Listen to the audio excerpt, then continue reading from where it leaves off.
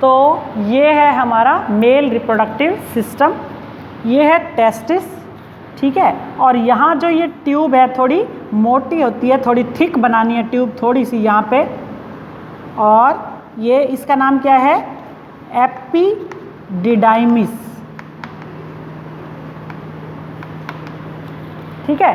और फिर ये जो ऊपर ट्यूब लेके जा रही है ये क्या है, वास डेफरेंस, क्या है ये, वास डेफरेंस, ठीक है। ये प्रोस्टेट ग्लैंड, और इसके साथ साथ एक और ग्लैंड भी होती है यहाँ पे, उसका नाम क्या है, सेमिनल वेसिकल, ये यहाँ पे ऐसे, ये क्या है, सेमिनल वेसिकल।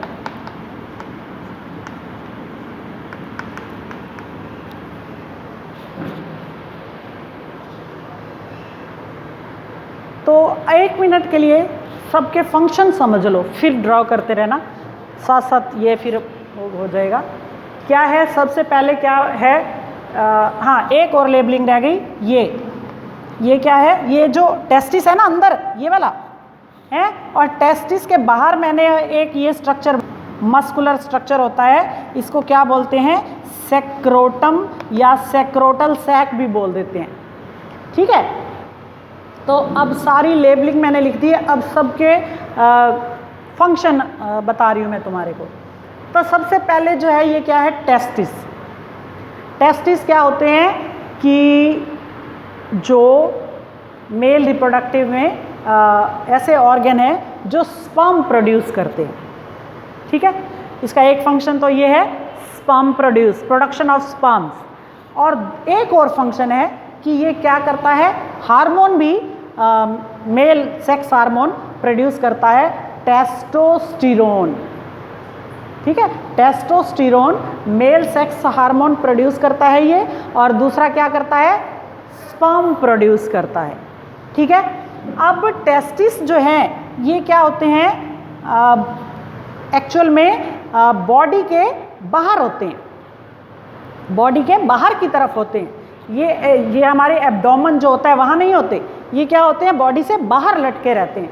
तो हमने मेल्स में देखा होगा छोटे बच्चों को कि उनका रिप्रोडक्टिव सिस्टम, उनका यूरिनरी पैसेज जो है, फीमेल में क्या होता है, फीमेल में जो होता है वो यूरिनरी पैसेज और वो रिप्रोडक्टिव जो उनका ऑर्गन है वो सेम होता है, अलग अलग होता है। फीमेल्स में क्या होता है, यूरिनरी पैसेज, और जो उनका रिप्रोडक्टिव ऑर्गन है जहाँ से स्पर्म एंटर करते हैं फीमेल के अंदर, जहाँ से मेंस्ट्रुएशन साइकिल होता है, तुमने पढ़ रखा है, 8th में भी पढ़ा होगा, मेंस्ट्रुएशन साइकिल पढ़ा है ना, तो उसके लिए क्या है, अलग अलग पैसेज है। लेकिन मेल में क्या होता है, स्पर्म के लिए और यूरिन के लिए पैसेज जो है वो क्या होता है, सेम होता है, समझ आई। अब उसमें क्या होता है, जो मैंने बता रही थी तुम्हारे को, टेस्टिस जो हैं वो बॉडी से बाहर होते हैं, और ये जो बॉडी से बाहर टेस्टिस होते हैं वो क्यों होते हैं, उसका भी रीज़न है, क्यों होते हैं वो बॉडी से बाहर। तो उसका रीज़न ये है कि हमारी बॉडी का टेम्परेचर कितना होता है, 37 डिग्री सेल्सियस, है ना। बट स्पर्म प्रोड्यूस होने के लिए जो टेम्परेचर चाहिए होता है वो क्या होता है, उससे कम होता है, 3 या 4 डिग्री। तो वो क्या होते हैं, इसलिए टेस्टिस जो है वो बॉडी से बाहर होते हैं, ताकि वो थोड़ी उनको टेम्परेचर कम हो जाए उनका। अगर वो बॉडी के अंदर ही रहेंगे होते तो टेम्परेचर कितना मिलता उनको, 37 डिग्री सेल्सियस। तो इसलिए वो बॉडी से बाहर होते हैं, जिससे वो उनका टेम्परेचर थोड़ा सा लो हो जाता है, जो कि स्पर्म प्रोडक्शन के लिए बिल्कुल एक्यूरेट टेम्परेचर होता है। तो स्पर्म प्रोडक्शन के लिए टेम्परेचर कितना होना चाहिए, लोअर देन 2-3 डिग्री या 3 और 4 degree Celsius lower than body temperature, याद रहेगा। यानी कि उनको चाहिए लगभग 32 या 33 degree Celsius temperature sperm produce करने के लिए टेस्टिस को। तो यही रीज़न है कि ये बॉडी से बाहर होते हैं। तो टेस्टिस जो है वो एक प्रोटेक्शन के लिए उनके चारों ओर एक मस्कुलर स्ट्रक्चर होता है, बैग मस्कुलर मसल्स का बना हुआ स्ट्रक्चर होता है, उसको क्या बोलते हैं? सेक्रोटम बोलते हैं। तो सेक्रोटम का फंक्शन क्या हो गया कि protect the testis, give protection to testis, ठीक है। और टेस्टिस का फंक्शन क्या हो गया? Produce sperms and also produced male sex hormone testosterone, ठीक है। और फिर क्या हो गया? एपिडिडाइमिस।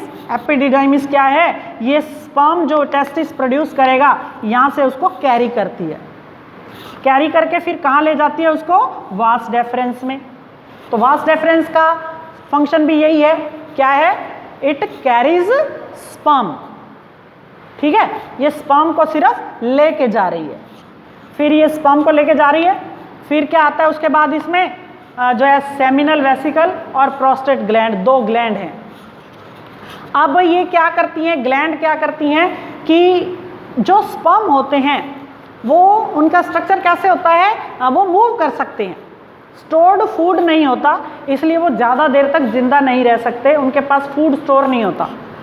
तो जबकि एग जो होता है, एग जो फीमेल में बनता है उसके अंदर स्टोर्ड फूड होता है, तो वो 48 आवर्स तक रह सकता है, 48 आवर्स तक जिंदा रह सकता है। लेकिन स्पर्म जो है वो बड़ी जल्दी मर जाते हैं क्योंकि उनके पास कोई फूड स्टोर्ड नहीं होता। तो फिर क्या होता है? जितनी देर, लेकिन कुछ टाइम तो वो जिंदा रहते हैं, तो वो कहाँ से फिर उनको एनर्जी कहाँ से? उनको भी एनर्जी चाहिए क्योंकि वो मूव करना है, उन्होंने चलना है, और साथ साथ उनको क्या चाहिए? थोड़ा सा चलने के लिए लुब्रिकेशन भी चाहिए, चिकनाहट चाहिए जिससे वो इजीली मूव कर सकें। तो वो क्या करती है? ये प्रोस्टेट ग्लैंड जो होती है उनको लुब्रिकेशन देती है, और साथ में ये सेमिनल वेसिकल हैं, ये उसको क्या करती हैं? न्यूट्रिएंट्स भी देती हैं। समझ आई? फूड प्रोवाइड करती हैं और उनके अंदर क्या करती हैं? म्यूकस मिक्स कर देती हैं, जिससे क्या होता है? वो इजीली मूव कर सकते हैं। और इस तरह से स्पर्म के अंदर जब ये म्यूकस मिक्स हो जाता है तो उसको हम क्या बोलते हैं? फिर सीमेन। तो वो क्या बन जाता है? सीमेन बन जाता है। तो ये फिर सीमेन इस पार्ट से, बॉडी से बाहर आता है, और जो किडनी यूरिन बनाएगी वो यूरिनरी ब्लैडर में कलेक्ट होएगा, वो भी इसी पार्ट से, बॉडी से बाहर आता है। दोनों के लिए पैसेज सेम है। और ये जो पार्ट होता है इसका नाम क्या होता है? पेनिस। क्या नाम होता है? पेनिस। तो ये मेल रिप्रोडक्टिव ऑर्गन हो गया, हमारा पूरा सिस्टम ही हो गया। अगर किसी को इसमें कोई डाउट हो तो पूछ लो, कि किसी चीज़ का फंक्शन समझ में ना आया हो। सारा हो गया? हाँ, फूड भी देता है, न्यूट्रिएंट्स भी देते हैं साथ में।